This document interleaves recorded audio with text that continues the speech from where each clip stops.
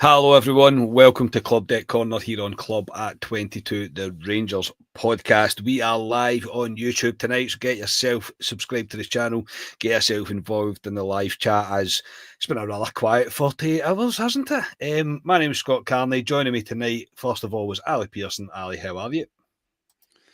Very well. The Rangers board have finally pulled the trigger. Months too late for me, but it's done.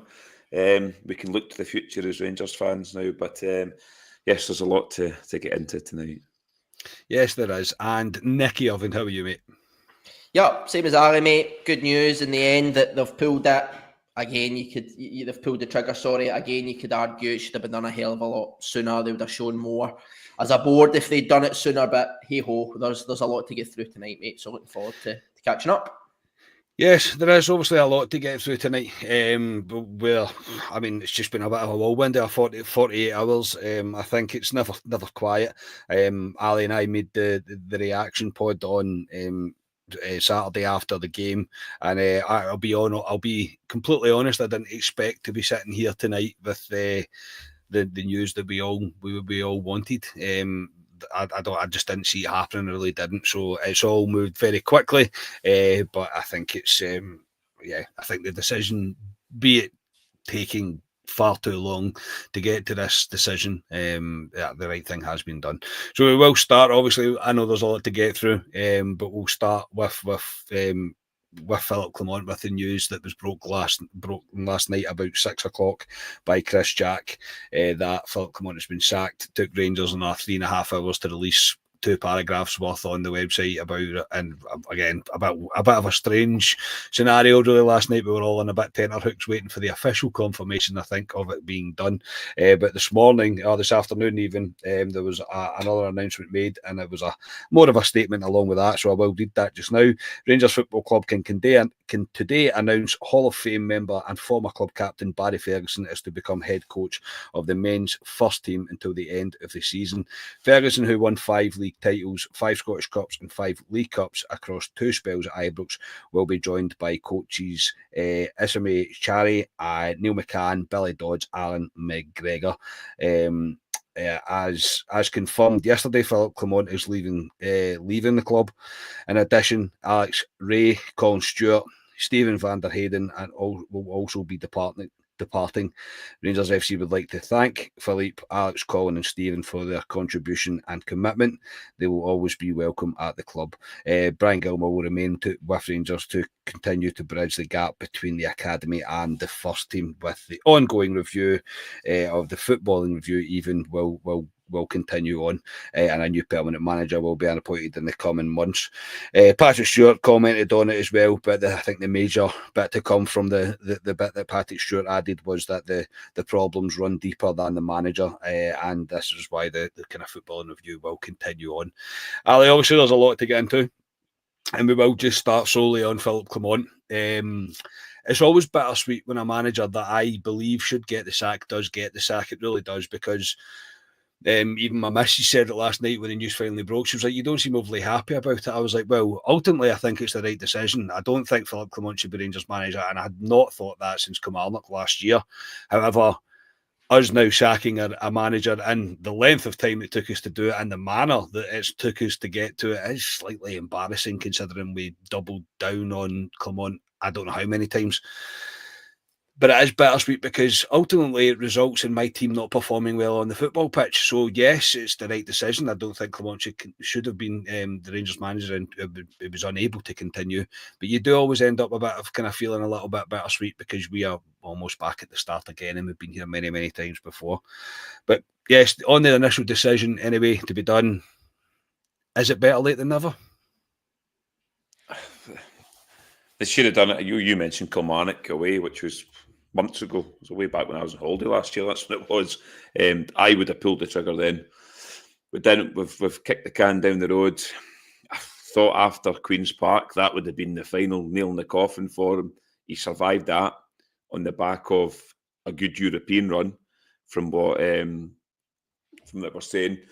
But then after that, at the weekend, he couldn't survive that. I mean, the two of us stood there and did our post-match and said he couldn't survive that. Patrick Stewart talks about results, etc., and that's basically why he's been bulleted, because it was one too many for them, I think. So yeah, it is bittersweet because he should have went months and months ago when potentially we might have had a chance to maybe do something. But ultimately, they've got to the right conclusion in sacking Clement, and hopefully we can just look to, I know we'll get on to it, but look to the future in terms of hopefully we get a takeover in the next few months. They bring their own man in and men in terms of the board as well, and we can look to the future. But it's been disappointing with Clement. He came in, he got the new manager bounce. When we were on our arses, it's after Beale as well, which is a disaster. It does run deeper. Baxter Stewart's right in terms of who's picked the managers previously. The board haven't really backed some managers as well. So I feel for him to a point. But he came in, did well, won the League Cup, got us to the top of the league in March last year when it went tits up. We've just been in free fall after that, Carney. And I know there was a rebuild in the summer, but ultimately it's not good enough. The players take major responsibility as well, so let's not miss them either. They've got several managers to sack in the past few seasons, but ultimately results don't lie. The guy had to go. I don't like to see managers lose their jobs, especially Rangers managers, because we're not a club that sack managers. In modern days we have, but historically we haven't. So yeah, it's a shame for Clement, but ultimately he wasn't good enough for Rangers, and we need to get the correct appointment in the summer. Yeah, Nicky, it's absolutely nothing personal on Clement. It started to become personal because a lot of the stuff that he used to say, it was just waffle to a lot of people. He liked to try and tell us we were seeing something that was not the case. We even after the Hearts game, he said, "I don't think you can say that's not a good performance. Rangers were not good against Hearts," and that's all a bit worrying. I think when a manager starts to tell you things like that, you cannot make fans believe that they are seeing something that we're not. If that makes sense. But yeah, mate, the decision has been made. It is the right decision overall. Again, for you, better late than never. Or is the board have what am I looking for? They've made a mess of it again. They've made a mess of another appointment again. The board are consistent, if there's any one word we can use for them. They're consistently poor in the decisions that they make. But no, listen, I would agree with both of you. I think nobody likes seeing guys lose their job, particularly Rangers managers, because it means they're not doing something right. And listen, the three of us here and every single person who's watching this, all want a successful Rangers, right? And a successful Rangers will not see managers get sacked. So when you're sacking managers, it suggests that you've been unsuccessful. So nobody wants to see that. I think in terms of the board, Scott, yes, I think you show a bit more backbone if you take this decision earlier. I get that they were maybe hanging on, and I know we've spoken about this a lot. I think the expectations from the board this season has been pretty low. It's probably been an all-time low for as long as I can remember, with the exception of maybe the year we came back up from the Championship, right? I fully expect the board thought Celtic would win the title comfortably. If we could win a cup, then it's a bonus. I don't think they envisaged the Queen's Park debacle happening. I fully expected them to think that we'll at least put up a challenge. There's maybe a potential to get to another cup final. And then you see what happens in cup finals, mate. Celtic are a better squad than us. They've got a better coach than us. They've got better players than us. But a cup final's a lottery, right? You know what I mean? We were a poor decision away from potentially winning that League Cup just a few months ago. So they're maybe thinking that. I mean, on Clement, it's a very hard one, mate, because I remember back... Ali talks there about January, February, right? Last year, we're on this and we're talking about Phil Clement and how he'd been flawless since he came in. I seen a stat today, he won something like 18 of his first 20 games. He obviously won the League Cup. I remember having these pause January, February, March, just before it went tits up, to use Ali's phrase. And we were all talking about how flawless he was. And I kind of reflect back and go, why was that? Is it the old classic of the pressure's off? Nobody expected us to do anything. When he took on the role, we were already 7 or 8 points behind a pretty rampant Brendan Rodgers Celtic. Was the expectation just so low again? that we just gradually kind of caught that up. We got on top.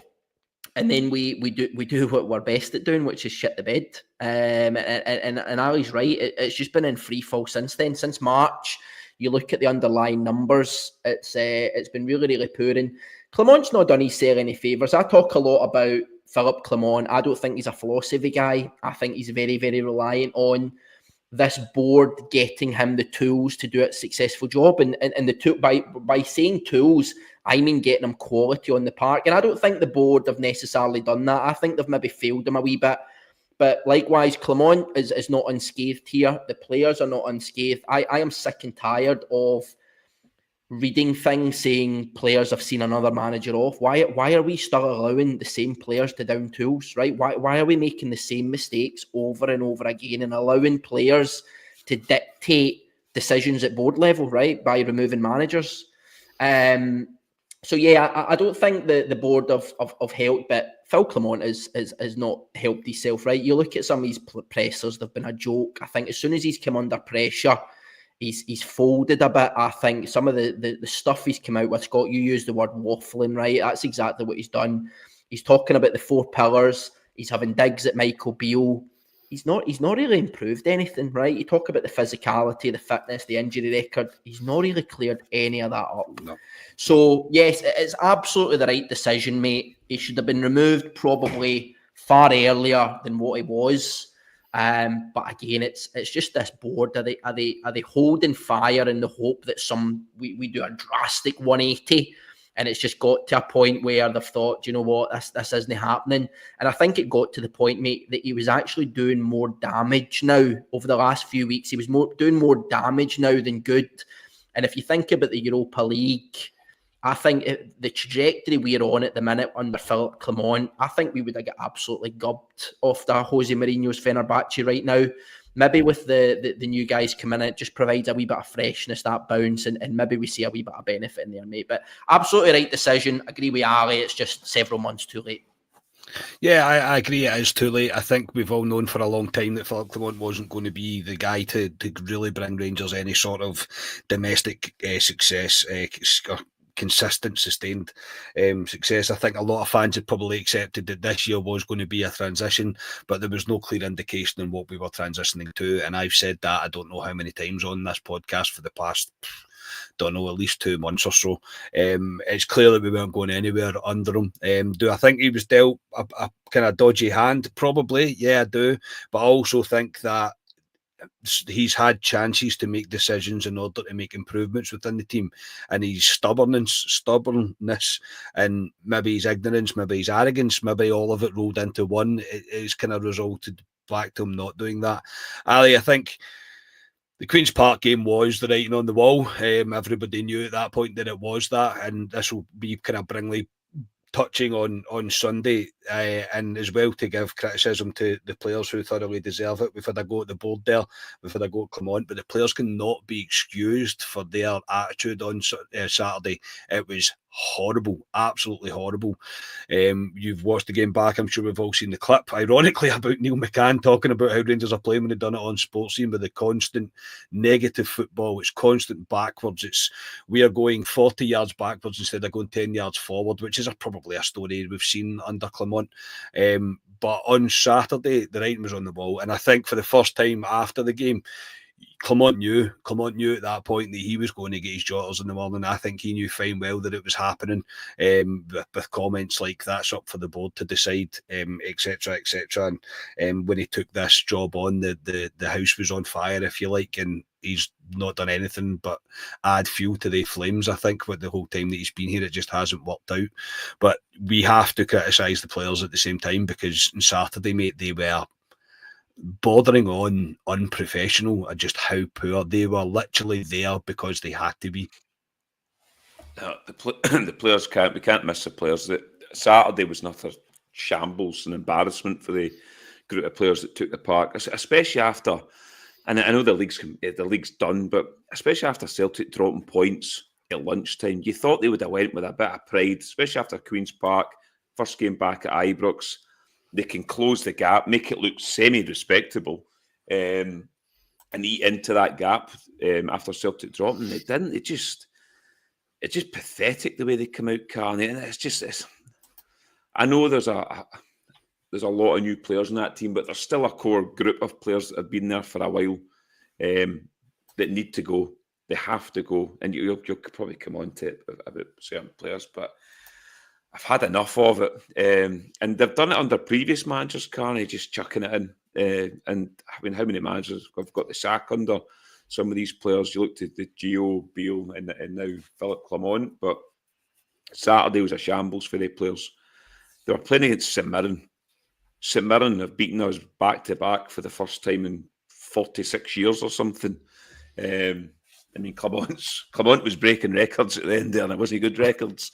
Horrific records, man, honestly. I know. Yeah. Honestly, when you said that to me, I was like, back-to-back, getting defeats against someone in 45 years, I was going, I mean, no board member, no matter how ridiculously bad they might be at making decisions at Rangers level, you can't have Rangers manager doesn't something like that. They look clueless on the park, Carney. They don't know. They look like they don't know what they're doing. I mean, they're playing against a St Mirren team. St Mirren are a good example of a Scottish Premiership team that come to Ibrox and come to Parkhead. They've got a few big guys in their team. They're well organised. They know what they're doing. And they just bullied us all over the park. They look more coached than us. And we're at Ibrox on the big pitch, and we just look clueless, Carney. And I think you were looking around each other going, this has to be it. And I think the board's obviously seen it as well. But it's sad to see where we are at this point from when Clement came in. Is it the new manager bounce?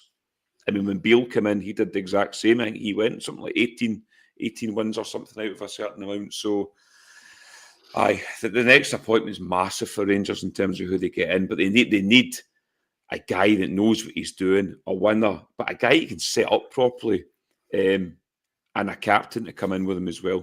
And I'm not throwing Tav under the bus. He's been a good servant for us, but we need to bring a new captain in this summer. A guy out with Rangers, somebody to come in with a new manager and start fresh in the summer.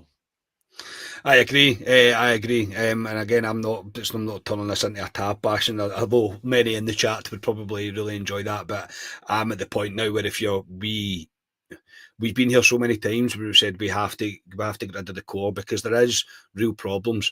This Rangers team, in its many kind of modern or recent times, the amount of kind of different takes we've seen with additional players, their default position is to return to, we're just going to do the bare minimum here, and we're just going to turn in this tepid performance, this kind of soul destroying to watch performance. And the problems, I agree with Patrick Stewart, they are far deeper than just a manager. Unfortunately, you can't go out and sack players in this footballing review. I do imagine with the new takeover that's going to happen as well, the changes at Rangers should be and I hope are widespread, and I hope they are thorough, and I hope they are made with the decision of, we've been failing as a football club with the decisions that we've been making, with the direction that we are going in, and I hope that there is massive changes there, because I don't think just changing the manager is really going to really change anything kind of initially straight away. We had now, Nicky, unfortunately, we're left with a team, as Ali was mentioning there, and we've seen it on Saturday. We're left with a team that's not physically strong enough to play in this league. They are not fast enough to play in this league. They have no real structure or idea or patterns of play that are any good to us when you're playing against a kind of well-organised, drilled defensive team. So the problems for the new manager are big. Rangers are, you have to hope with this new takeover going to be, they're going to need to fund something, because a lot of these players need to go. But by God, do we need yet again we need another overhaul of players.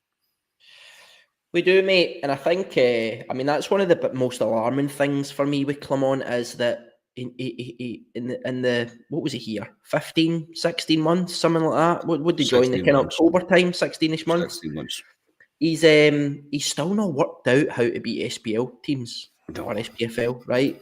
That's a really alarming thing for me. I mean, take Celtic aside, right? The reason we are 13 points behind Celtic right now is not because Celtic gub us every time we play them, right? You look at the 2 games we played against Celtic in the league this year, it's 1-1, and a cup finals came down to penalty kicks, right? These games are a lottery. These games tend to take care of yourself. You don't. I mean, of course, yeah. Listen, having a better manager, having better players, having a better structure will give you advantages in these games. But we've seen it so many times, right? We've seen so many times over the years, Rangers and Celtic get into these games. There's one team that's massively on form, there's another that isn't, and they upset the odds with these results. So it's not necessarily these games that sees us miles behind Celtic. It's the games against the absolute jobbers, right? How has Phil Clement not worked out how to beat these teams? I mean, again, I don't want to sit here and give Hunters a praise to them, but Ange Postecoglou came in here 3-4 years ago and literally put the blueprint down in front of everybody and said, here's how you win against Hearts, Dundee, St Mirren every single week.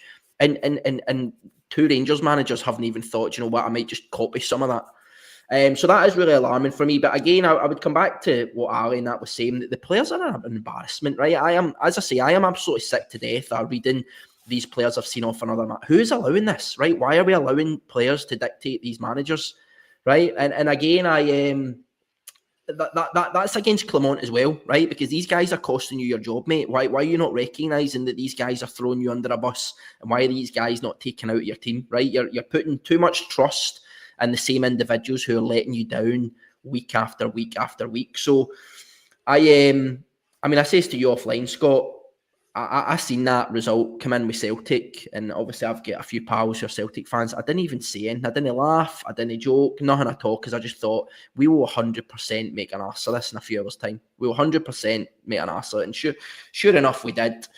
In terms of kind of moving forward, I mean, again, yes, we need a guy who, in my opinion, and I don't know if we'll come on and talk about it tonight, right? I've got a guy in my mind who I want, right? It's not going to come as any surprises as who it is. It's a guy I probably wanted pre-Clement, and this isn't I told you so, right? Because I was very torn between the two of them. I could see the benefits of Clement, I could see the benefits of Kevin Muscat at the time, but I think we need somebody of that ilk, right? We need somebody who ticks the similar boxes as Muscat, right? A guy who's obsessive about performances. We need a guy who's obsessive about results. Muscat ticks both those boxes.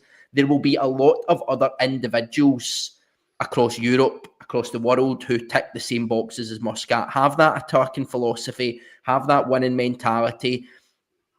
Rangers have the resources to bring in a guy like this who will play that type of football, and we have more money than everybody else in this league with the exception of Celtic, so we should beat every single one of these teams, right? Most weeks, 90%, 9 times out of 10, we should be beating these teams, and the league should then come down to 4 old firms, there or thereabouts, right? So we need to be looking at somebody like that. It's another one that unfortunately we have got wrong, mate, with Phil Clement in hindsight. But yes, we need a massive overhaul as well. But the one caveat I will say is I don't think we are seeing the full potential of some of the players who have come into the club recently. I think what we have seen, Scott, is we've seen wee purple patches with certain players. I think Yefty's one who I think when he first came in, I know there was a first couple of games in pre-season where we thought, oh God, no. But he did hit a patch of form that's seen him linked with clubs down south. What I think is he's been zapped of confidence and freedom in his play over the last couple of months. And I think he's deteriorated a wee bit. I think Diamande is another one who people are very on the fence about. Like Raskin, I see something with Diamande. I think in a better structure and a better coach, I think you can get the best out of him. Igaman, we've seen that kind of 6-week period as well. So I think there is talent there. I don't think it's maybe as big as an overhaul as we think. I think a new manager, not just a new bounce, but I think as well as having that obsession of performances and results, you're looking for a guy who can bring players on, who has that man management as well. And again, I don't want to harp on about Muscat, but one thing you do see about Muscat teams in Japan and in China, he brings players on, right? You look at year on year, players score more goals, they get more assists, you get more clean sheets, etc., etc. So we need to be looking at somebody, and we've got plenty of time, right? Barry Ferguson, them have come in, they're doing the club a massive favour. We have, 3-4 months to get this right. I know we've got a lot of shit going on in the background with takeovers and sporting directors, etc. But there needs to be a there needs to be a trajectory of how we go about this, right? It needs to be the takeover. It needs to be then a sporting director, and then it's a manager, any other order. And I suspect we're going to be having a similar conversation 12 or 18 months down the line again. I absolutely agree. Rangers have to now get this takeover deal done, appointing a sporting director and appointing a new manager. But all these things should be happening simultaneously at the same time. The work literally starts when the decision was made that Clement was to be sacked. There has to be an idea of around what direction we're going to go in. There will be a lot of people interested in the Rangers job, and I'm not just blue tinted glasses on, with the potential takeover coming, with the whole kind of probably restructure of the way that the football club will run if this takeover goes through. There will be a lot of people interested. There'll be a lot of people wanting to be involved in something like that. So I don't think we'll be short of candidates, but it's crucial. It is crucial that Rangers get this one correct. I think you see a lot of stats as well. As soon as a manager sacks, you see a lot of stats coming out, and I'm glad we don't live life just based on solely stats, because Michael Beale would probably still be Rangers manager. But it was the manner of the way things that were happening. It's the manner of the defeats. It's every circumstance and surrounding it. Like Nicky, like you said, Celtic dropping points and then you got beat 2-0. And also seen there was a guy, somebody put on Twitter, I think the last 4 or 5 times Celtic have dropped points, when we've played after them, we've dropped points, and you're like, right, that's not a coincidence. That's not just the manager as well, though. That's what I mean, and that's the deep-rooted problems that there is. That runs through the entire club. That's a whole mentality shift that we need as a football club. We've tried to reset so many times before. This one, with the new owners, potentially a new takeover happening, this has to be the big, massive reset button from now moving forward. It's no ill will on Clement, but I am so glad I don't need to listen to another one of his press conferences. I really am. And we move forward now without him. As Nicky just mentioned, we have brought in Barry Ferguson. I've seen people say in the chat that an interview's just come out with Ferguson just there on Rangers TV, which is brilliant. Thanks, Rangers, for that. Just as we go live, superb. Keeps us right up to date. Hard to do 2 things at once. I am a man, I hope you know, so I can't exactly watch that and give feedback on it. I will be watching that pretty much as soon as we come off air. But Ali, the delay in the official statement, if you like, from the club was probably made. The decision to delay it was probably due to the fact that we have brought in Barry Ferguson as interim for the rest of the season. He's joined by Alan McGregor, Billy Dodge and Neil McCann. It's safe to say there is a bit of appealing to the galleries here, a little bit, playing to the galleries, a little bit from the board. I think they are trying to buy some favour back. I'm not going to lie. I'm not going to have the wool pulled over my eyes. However, if I was to pick someone to go in and let players know what it means to play for Glasgow Rangers, there is not many more that come to mind more than maybe Barry Ferguson and maybe Alan McGregor. There is a lot of success. They've been part of very successful Rangers teams, every single one of them. They have been here, they've bought the t-shirt, they have won trophies, they've got the medals to show for it. 2 of them are Hall of Famers. Is Neil McCann a Hall of Famer? I don't think he is, but Alan McGregor is, and obviously so is Barry Ferguson.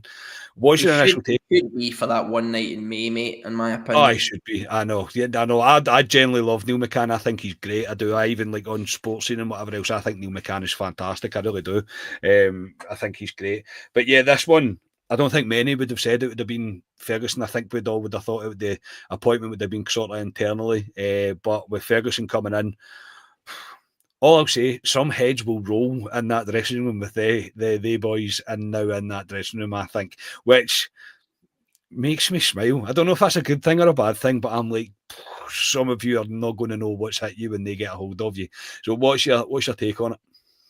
Yeah, I mean, it was always going to be somebody like this to the end of the season. Very staunch, very staunch. No, I mean, the lineup they've got there is just a very staunch lineup. But it was always going to be something like this to end the season, because Rangers were never going to go into the market and get a manager with the promise of, if he does well and wins Europa League, which isn't going to happen, then he may get the job, or maybe may get the job for next season. So it's somebody coming in to basically go into that dressing room, tell a few home truths to some of these players and try and get a reaction out of them domestically, cut the gap and try and do something in Europe, in Europa League against Fenerbahce.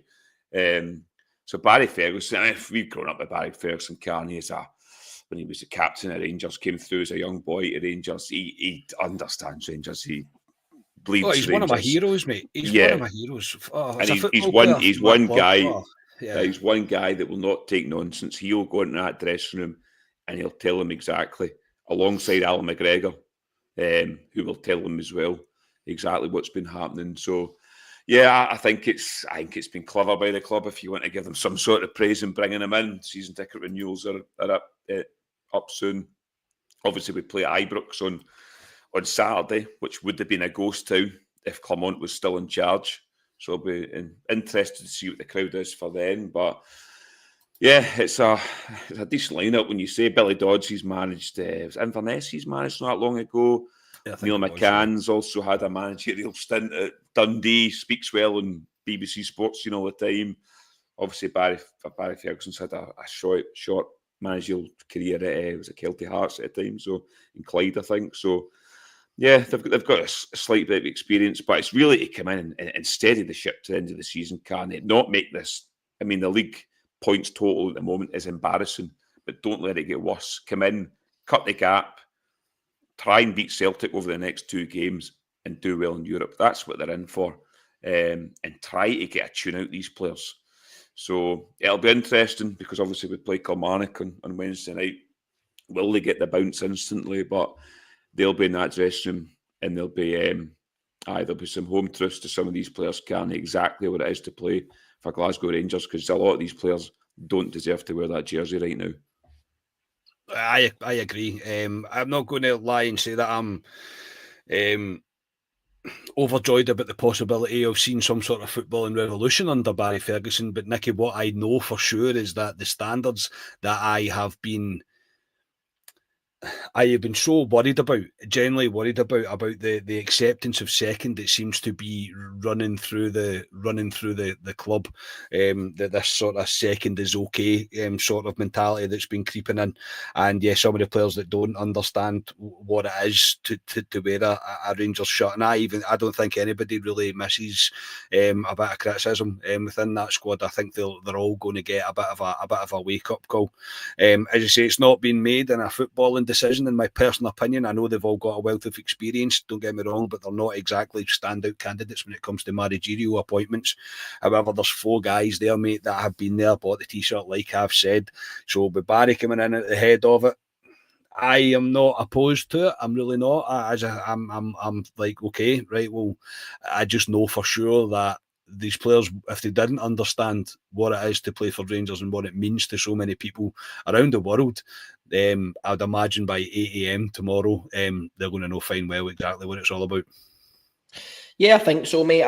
Listen, I think the first thing, I mean, probably a thank you to Barry and Alan and Billy and Neil, right? Because Rangers are, as a club, are in a time of need, right? They've put out an SOS call of needing help for the next 3 or 4 months, and they 4 guys have stepped forward to help. I mean, they've probably got quite cushy lives, right? You see some of the cars they drive in, they've got cushy jobs at the minute. They don't need the stress of Rangers for the next 3 or 4 months, right? And Christ, it will be stressful. You can guarantee that. So they don't need the stress of this. So obviously, I thank you firstly for Barry for stepping up. I think. Listen, I love Barry Ferguson as a player. I'll make that perfectly clear. Managerial career has not been great, right? He had an element of success with Kelty Hearts. I don't think he was successful with Alloa and Clyde. I think were the other 2 clubs that he's spent a bit of time at. But I think we almost need to be a bit realistic about the situation. I mean, yes, it would be lovely for us to go out and get a real, not elite, but have somebody with a decent track record of a kind of managerial career. But let's face it, we're a basket case at the minute. Honestly, we are an absolute shit show at the minute. And I don't think there would be too many people kicking the door down for a chance to take this role for the next 3 or 4 months, right? Because this, I mean, seriously, this could put serious black marks on people's CVs, right? Because you could realistically, you look at this squad, how bereft of confidence they are, the no structure, etc. How quickly can you change that, right? You could very easily go into the Fenerbahce games and go out the Europa League, a damp squib very, very quickly. You've still got 2 games against Celtic that you could lose both of them realistically. That could put a black mark on kind of up-and-coming managers' CVs, right? And then who knows what the kind of future holds. But I tell you what, the biggest thing for me that Barry Ferguson and his team can do, mate, and again, it's one of the things that pissed me off a wee bit, actually, when I was reading Twitter just about a week, 10 days ago, was a few people saying at that point after Queen's Park, we should have removed Philip Clement, we should have brought a new guy in then, and it would have been an opportunity for these players to fight for their futures at Rangers. I am done with this pish, by the way. These players do not deserve the chance to fight for their futures again. They've had countless chances, and every time the going gets tough, 90% of them down tools, right? There is a handful of individuals in this squad at the minute that genuinely deserve a crack at next year. Right now, every other person in that squad has got massive question marks over them, and I think if there are serious suitors for any of these players in the summer, then it should be moved on. But the massive thing that Barry and them can do, I think you're totally right, Scott and Ali, in that they will deliver home truths. I'm hoping they will steady the ship. I think they'll provide a bit of stability as the stuff goes on in the background. They know the club, they know people in and around the club, they know the expectations of us and the fans, and I think they will bring those standards back. And just getting back to the players, and the thing that really irritates me is these players down in tools, right? The thing that will get Barry Ferguson and these guys the most respect is, see if there's any players that down tools between now and the end of the season, fire them right into the B team. You literally have nothing to lose, mate. Fire them into the B team and they'll find themselves on a transfer list in the summer. Honestly, because I just can't be bothered with it. There's no point in these individuals putting trust in these players when they down tools. They're not getting 100%. Neil McCann, as you said earlier on, done a brilliant piece on Sports Scene on Saturday, right? And it's just lack of energy, lack of dynamism, lack of effort. It's just a lack of bravery as well. They didn't want to ball. You actively have Rangers players hiding at Ibrox, which is something that we should never see, right? I can almost semi-understand it. In a really tough night at Pittodrie, you might get one or two who don't fancy it. But Ibrox in front of 50,000 fans, you've got players hiding. That's poor for me, mate. So, yes, he wouldn't have been my first choice. I think there's a lot of things that I disagree with that Barry Ferguson has done and has said since leaving Rangers. But listen, he's answered the SOS. You have to thank him and the other 3 or 4 guys who are joining him for that. He'll deliver home truths. He'll raise standards. And yeah, listen, I wish him all the best for the next 3 months. And hopefully, to Ali's point, we can get a bit of standard back. We can claw a bit of the gap back. And we start to enjoy watching Rangers again for the next 3 or 4 months. Absolutely, and I think as well. I think even with Ferguson coming in and with the backroom staff that he's decided to bring in with him as part of this kind of temporary coaching staff until the end of the season, is they will have pretty strong opinions on players going forward. They know they're not here for the long term. They're here to basically, as you say, steady the ship, implement standards, and whatever manager comes in, you cannot really ask for many guys to turn around and say, he's not got what it takes, he's not got what it takes, he does. These guys know, they've been it, they've seen players coming out, they've seen players with massive price tags coming in and out of the team. So they've seen it all. So that again, another bit of reassurance, and you can probably see why they've chose this sort of direction to go in, is that they'll be able to identify pretty quickly, I think, whether a player's got what it takes or not to be successful at this football club. I think just quickly on that, Scott, the one other thing I was just going to say to add on that, mate, is whenever you watch interviews, right, anybody who's ever played with Barry Ferguson never has a bad word to say about him in terms of the playing and the influence he has on the park, mate. So you'd like to think that will carry over from his from a coaching perspective as well. You would like to think so. A statement has been released of a kind of transcript of what he said to Rangers TV has been released on the website. So I've just picked out just a few bits after kind of skimming through it. He said on his message to the fans, he said the message would be you're going to see a team who are going to have a certain style of play, attack-minded, and we're going to try and win every single game. We're going to be aggressive, which was part of my game as well, and I don't mean by going in and tackling people, but I mean aggressive in the press. I feel like I should just put that gif up now of just the guy with just tears running down his face, because that is actually music to my ears. And I know it's one thing, it's all words, but it's the change that we all want. He's like, we just need to make sure we get it right. But looking at the squad, I do believe there's a team capable of winning week in and week out. So I'm just excited to get started. We'll take it game by game, but every game we enter to win. Ali, this is the start of that. This is what we're looking at. This is what we want. We want a team. We should always be aggressive. There is no point in quoting us possession stats, because we're always going to possession in Scotland. There's no point in worrying about that, because teams are happy for us to have the ball. But we have to be aggressive all over the pitch. We've seen it at times. We've seen it at times under Gerrard as well, where we were just aggressive constantly over the pitch. Get the game won by 70 minutes. Be out of sight. It doesn't matter if the players kind of run out of legs, if you like, after the intensity they put into the first 70 minutes. This is what you need to do. That's quite a nice snippet for Ferguson, but it is up to him now to implement it. But yeah, I'm just about to screenshot that, tweet it, and put a gif next to it of that guy just standing crying, I think. Yeah, that's the type happy tears. Happy tears. I want to make sure it's happy tears. That's the type of Rangers we're looking for, but ultimately it's the same players he's got to work with that Clement worked with. So we'll see that. Hopefully we can see that from these players. I agree with Nicky. I think there is a core group. As bad as we've been this season, I do think there's a core in there that can be worked with a new manager going forward. So yeah, I hope Ferguson can get out these players, because we have seen it in patches this season when they've done it. Even in games at times, you've seen it for 10, 15, 20 minutes where they can do it. So, yeah, fair play to Barry Ferguson. I'm looking forward to actually listening to his interview after the podcast. But yeah, he's saying all the right sound bites to the Rangers fans. So let's go and see it in the football park now. Absolutely. Before we move on to just quickly to kind of discuss, obviously we are playing on Wednesday night. Another one of the reasons tonight was moved to Monday, but obviously due to the last kind of 48 hours we've had, I thought it would be daft not for us not to come on and have a say about everything that's happened at the club. But before that, Ali, I've just come back to you quickly. Is there anything you think that a Rangers manager coming in, is there any traits that you want to see from a new Rangers manager? Is there anything that you think that he can learn on his predecessors, the ones that have fallen by the wayside in recent times? Because I know we sack a manager every 4.5 seconds, but recently anyway. But is there anything you think that they need to learn, and is there any specific trait for you that stands out that you think, right, they need to have that? Ruthless. A guy that comes in and is going to be ruthless. And that's talking about the squad as well. I think we've had managers recently that have stuck by players at times when I don't think they should have.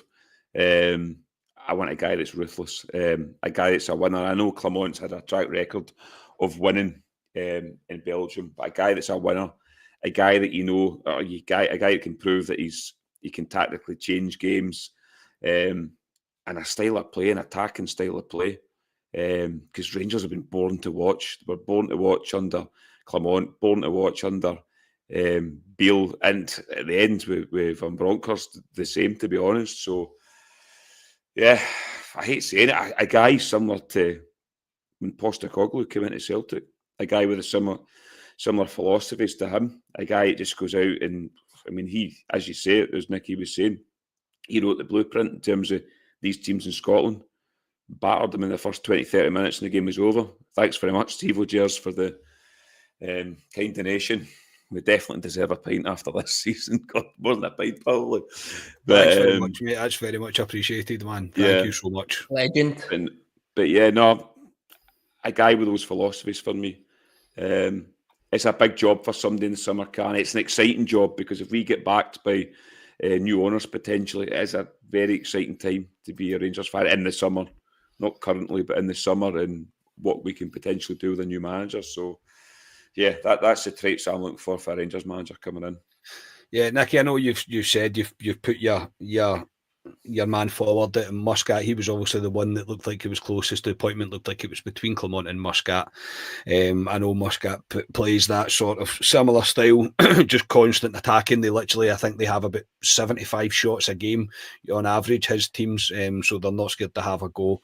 But look, I'm kind of with Ali. I think a new manager coming in has to do their best to not speak at fans and speak to the fans, because Clement did a lot of speaking at us. He also did a lot of trying to tell us something what we were seeing was different than what was actually happening, which I don't think was the case. But again, with Ali, I'm just someone that is ruthless, and somebody said that in the chat there as well. No favourites. I'm all for that as well. Absolutely no favourites. If you're not performing, you don't play. It's as simple as that. So just someone with absolute ruthlessness, someone with, and it's really easier said than done, but somebody with an aura, somebody with something about them that we can all look at and believe in and buy into. Don't think anybody fully bought into Clement, really, even after the way he spoke. I think at first you always get behind a new manager because that's just what you do. It's what happens in football. But I never really had a feeling that I thought if you walk into a dressing room, that all the players stop and immediately listen to every word that you're going to say in fear of the repercussions if you didn't. Whereas I don't really think that he had that. So what you're looking for? What's your main traits that you're looking for in the new Rangers manager whenever he may be appointed? Ex-player, Australian accent, J-League and Chinese League, ideally. No, I think, but I mean, listen, I agree with your point. I don't think Clement had that aura. Certainly, a lot of people talk about Gerrard, they talk about Walter having that aura when they kind of walked into a room. Even Advocate had that as well. Advocate as well, mm-hmm. But I mean, one thing I will say for Clement, I reflect back to some of the interviews with players. They were waxing lyrical about Clement back at the start. I remember interviews with Connor Goldson, John Lundstrom, James Tavernier, three of the guys who really upped their performances when Clement came in around that kind of purple patch.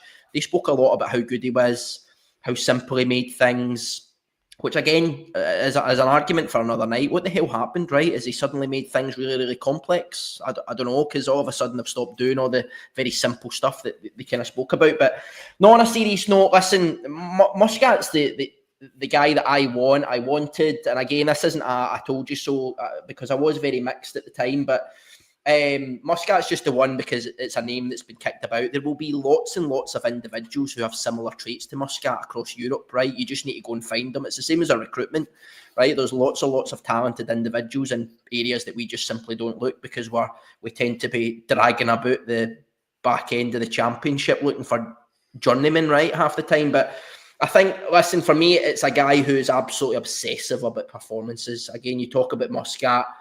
His XG on games is ridiculous. Shots to take, the goals. They score 3 and 4 goals every game.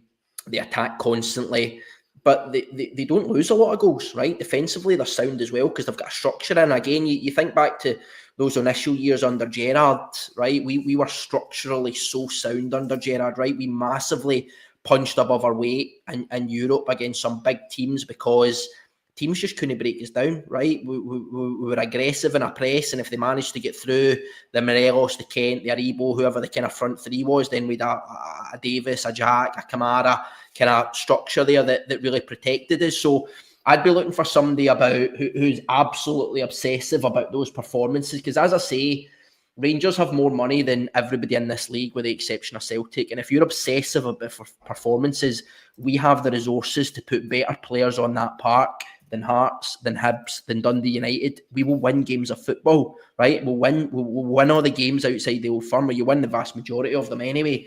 And I think if you do that, you're 90% there to a title, right? Because it then comes down to 4 Old Firm games, right? Who's going to dictate what way a title goes? So I'd be looking for a guy who's obsessed about performance, because the old phrase has come to roost again, right? It's results catching up with performances, right? We've spoke about Phil Clement for a long, long time. Even when he went through that purple patch, we were never, ever really playing scintillating football. I know stats are not everything and there's an eye test on this, but when you do look at things like the XG, there wasn't massive differentials between our XG and the opposition. Yeah, we were getting over the line on these games because we had better players than them, but results ultimately caught up with performance. They caught up with us in March last year, and we've never really got away from them again, to be perfectly honest. So yeah, the critical thing for me is a guy who's got a style of play.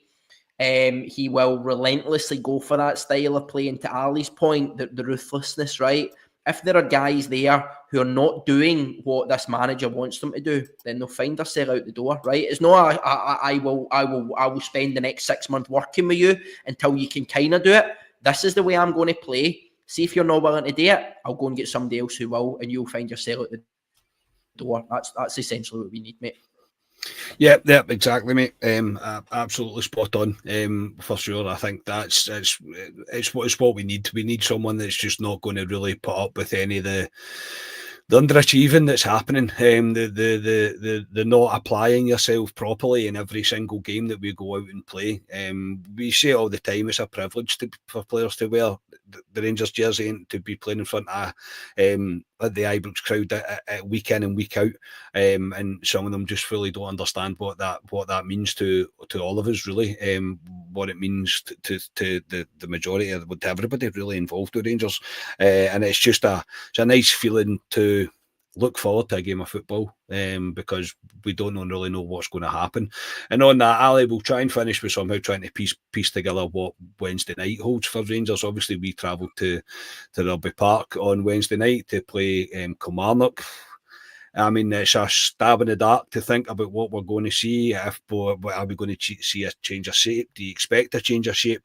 Do you expect kind of wholesale changes to the team, wherever it can be? Do you expect to see more youth players? I know it's very difficult, mate, to say so, and obviously we've not had the chance to sit and listen to Barry Ferguson's interview yet. But what do you expect ahead of Wednesday? What do you think we're in for on Wednesday evening? If you could hazard a guess at it. Oh, God, of all places to go as well, Wednesday night, Kilmarnock on the plastic pitch. And Kilmarnock haven't been great this season, let's be honest. The Rangers should be going down regardless of what players we put in the park and beat Kilmarnock. But picking a team, I don't know what he's going to do. I really don't know. We were really going to be guessing teams here in terms of lineups and stuff. But I want to see a reaction for these players. I know we've said it this season, when you thought you might get it, a proper reaction. They're playing for their futures, these players now, in terms of for next season, new manager coming in, potential investment.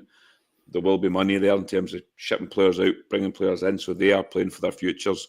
They're playing for a massive game in 2 weeks' time, and we play Fenerbahce as well in the last 16 Europa League. So, yeah, it still means something for us domestically, maybe not, but there's stuff there to be played for in terms of players in the park. So I don't know. You want me to give you a team, or? I mean, you can try. I mean, you can try if you want to try. Then by all means, try, mate. Yes. I mean, this is pie in the sky stuff that we're going to pick here, but Butland in goal. I think he'll stick with Tav at right back. We don't know who's available. I don't know if Suter's back. I don't know if Balogun's back or whatever, but I'm just going on the basis of the guys that were available for Saturday there. So Proper will probably need to stay there. I'm going to pull Insial out and play Fernandez. Let's see if he's got it. We've got him in loan. We might as well use him. Yilmaz is coming in at left back for me because Jeff hasn't been great recently, so I'm putting Yilmaz there. Raskin, I'll stick with Diamande. Hadji. I wouldn't. Well, not with Diamande. I wouldn't stick with Diamande, not at all. Not even close to sticking with him. I think you could say that about all 11, to be honest with you. I know. I'm really scratching here. Tierney in the right because he has provided moments for us again. Yeah. I wouldn't be signing Tierney in the summer, but Tierney. And I'd probably stick with Egeman and Dessers. That would be my team.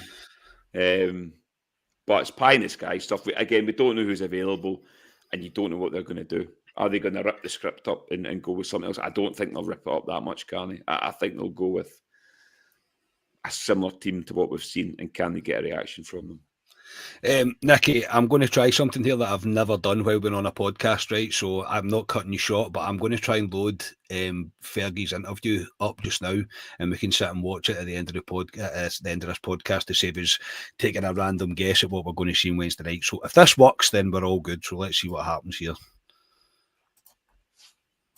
Barry, welcome back. Can everybody hear that? Appointed as Rangers head coach. How do you feel to be taking on this role? Proud, excited. If I'm being honest, it came out of the blue. So it's been a whirlwind 24 hours, but just happy to get it done, get my staff together, and obviously get into the training ground and get going. You say it's a whirlwind. What have these last 24 hours been like for you? It's obviously all been very quick. Severe lack of sleep. I've had 2 or 3 hours because obviously I had to, as I mentioned, get a backroom staff together, and I've got to be respectful that they were in jobs elsewhere, so we had to get all that sorted. But thankfully the guys worked hard at that, and so did the chief exec and the chairman. And thankfully we got it done quicker than I expected, so that allows us to get in quicker than we thought. So we're just eager to get started and look ahead to the next game, which is Wednesday against Clement. The chance to come in here as manager, is that one that you couldn't turn down? Was that such a great opportunity for you to come in here? Yeah, if I'm being honest, I didn't think it would ever come. I've been happy what I've been doing the last 2 or 3 years, if I'm being honest, since I came out of coaching. I've been back at the club, obviously, as you know, as an ambassador. I'm enjoying that role. So, no, when I get asked, look, it was a job I couldn't turn down, albeit it's only for 3 months, I know that. But it's my job to go and get a kick out of this group of players. Because when I watch them, I think there's really good players there. So it's our job as staff and my job as a manager to go and get the best that I think I can get out of them. Did you speak to anyone about taking the job before you? It's obviously been quick, but were there any conversations with people that you had before you took this? Yeah, a couple of people who I respect in the game. They were a bit surprised as well. But I always lean on these guys because I trust them. I trust their judgment, and they knew when I spoke to them, knew how excited I was, and just desperate to get started. And I'm looking forward to, as I said, just getting out in the training pitch and spending a bit of time with the players. As a player here, you of course played under a number of successful managers too. Is there's things that you can take from them now, from your playing days into your coaching now here? Yeah, look, I'm my own man, but listen, as you mentioned, I played under some fantastic managers that obviously I learned so much of. So obviously I'm going to take bits, but I'm my own guy. I've got a certain way of playing. You'll see that straight away, and that's where we have to get to work on the training ground. We've only got a day's preparation before the Clement game, which is no ideal, but it is what it is. I'm not complaining. Listen, I'm in a fantastic position, and we're just going to give it a roll. But you will see certain differences come Wednesday night. You have watched the team, of course, this season. How do you assess it so far? Inconsistent, if I'm being honest with you. I think in terms of, for instance, Europe, I think some of the performances have been top class. Domestically, for me, that's your bread and butter. That's where you've got to win. Most weeks, like, you're always going to have a bump in the road, but I think there's been too many bumps in the road. So it's our job, and my job as a manager, and the staff's job, is to try and get a level of consistency into the squad. Because as I said, there's definitely quality players, and they look a good group. They just look a bit flat at this moment in time. But again, that's our job as a staff to try and get that confidence back up. You will have your first session with the players tomorrow. What will be your message to them in these early stages? Enjoy it. You're playing with Glasgow Rangers. It's a privilege. Walking through into this training centre. I've not been here for a while. I see the number of changes. Enjoy yourself, and they're going to enjoy training. Training will be tough, there's no doubt, but it'll be enjoyable as well. It'll be at a certain standard, which I would expect. So, yep, it's all about enjoying your football. Listen, it's serious when it comes to 90 minutes. It's all about winning at Rangers. That's how I was brought up, and that's the way I want my players to be. You have to win every game. The demands and the expectations put on you here, when people come to watch you, they expect you to win games, and I don't think we've won enough this year. You spoke about your coaching staff a bit earlier, the guys that are coming in with you here. Can you tell us a bit more about them and what kind of roles they'll take on? Will you all have your own individual things, or how's that going to shape up? Well, obviously I'm going to be the manager. I brought in Billy Dodds and Neil McCann, who have had previous experience as managers. I played with them. I know the characters that they are. I know how good they are on the training pitch in terms of organisational skills. They put on really good sessions, and obviously Alan McGregor, everybody knows what he done for the club. So I'm excited with my staff. When I asked them, I was unsure if I could get them, but they were great. The first point was, no, desperate to come and work for you, and that's what I want. So just delighted to get it all done. And as I said, I'm excited to start working with these guys, and we're excited to get to work with the players. Sam has been in the coaching staff here for a few weeks now. How much are you looking forward to working with him too? Yeah, looking forward to it. I've met him. We spent a bit of time together, just me and Sam, talking about just players and obviously the way that I want to take the team forward. So, yep, he'll just need to get used to obviously a new coaching team coming in. But listen, he's eager. That's what I want. He's got a good work ethic about him. That's important to me. So, yep, looking forward to bring them into the staff. Just finally, on the fans, what would your message be to the fans tonight? The message would be you're going to see a team that's going to have a certain style of play, attack-minded. And we're going to try and win every single game. We're going to be aggressive, which was a part of my game as well. And I don't mean that by going and tackling people or going over the top on people. I mean aggressive in the press. So we just need to make sure we get it right. But as I said, when I look at the squad, I do believe there is a team capable of winning games week in, week out. So I'm just excited to get started. You can see I'm getting a bit sweaty here and ready to go. And we'll just, listen, we'll take it game by game. But every game we enter to win. So there we go. We've heard from Barry Ferguson. I think he's done pretty well to compose himself there and not basically shout, let's just go on with it, and other superlatives, if you like there. I suppose I'll finish by saying I like the sound of that, and I wish Barry and the team absolutely nothing but success for the last 3 months. So yes, Al, you can finish with your finishing comments after seeing that, mate, and thank you for tonight. You're on mute. Well done. You're on mute. Well done, son. There you go. I was muting myself for Barry there in case my dog was barking in the background. But yeah. No, a fantastic interview by Barry Ferguson there. Spoke really well. He's very well media trained, Barry Ferguson. Obviously, he's been in the media quite a lot since he's kind of left Rangers. But everything he says, he gets it. He bleeds blue blood. He's been with Rangers. He's been Rangers captain since he was young. He understands the demands of Rangers, and he'll tell these players exactly what it's all about playing for Glasgow Rangers. So the type of guy we need in the dugout to lead us to the end of the season, when hopefully we'll see a new Rangers next summer. But yeah, I'll be behind him and the rest of the guys. So good luck to Barry and the team. I did like how he says everyone had a role, and it was like Alan McGregor. You know what he brings in terms of. Can you say it? I know. You'll just tell folk exactly what he thinks. But just no, he's like yeah, but no, good luck to the guys, and yeah, like I said, the Europa League is still there for us to play, so you never know. But yeah, I think all the Rangers support are firmly behind him, and I think you'll see a big support at Ibrox on Saturday. Magic. Cheers, Ali. And Nicky, thanks for tonight, and also your finishing statement, mate, regarding the Barry Ferguson interview there. And if you're not going to watch the Love and Cranch Barry Ferguson final after this, then what are you doing in real life, really?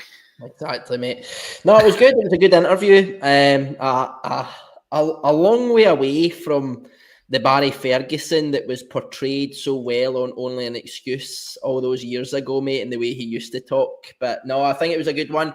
A couple of things that came out for me. I think training will be hard, is refreshing. You'll see changes quickly, is refreshing.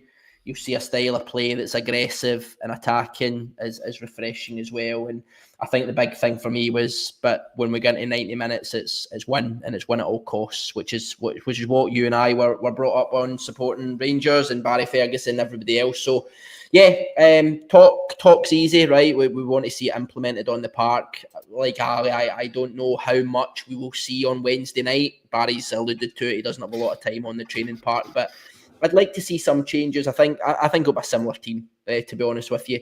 But I think hopefully we'll see some small, subtle changes in terms of that style of play and the kind of aggression that Barry talks about. But no, best of luck and thanks for having me on tonight, mate. My pleasure. Thank you, everybody in the chat tonight. I'm glad you liked it. I'm glad that worked. Actually, I'm more technically advanced than I thought I was, to be honest. So I'm glad that worked. But yeah, it was a good way to finish up. The fact that he would be able to sit and watch that all together there. So I'll probably go and watch it again, so I can smile a little bit more than I was trying not to smile while watching it. But yeah, look, we'll be back on Wednesday as the mini era, I suppose, of Ferguson and his backroom staff starts as of right now, and we are still very much looking forward to the American Revolution to kick into gear as well. So we will be back on Wednesday night with a reaction after the pod, after Barry's first game in charge, to bring you a reaction to the Kilmarnock game. Please like the video, subscribe to the channel, all the usual stuff. That'd be very much appreciated. Again, thank you to chat, thank you to Steve-O as well for the donation as well, very much appreciated. And yes, we will speak to you all on Wednesday night. We are Club at 22, the Rangers podcast. Cheers, everybody.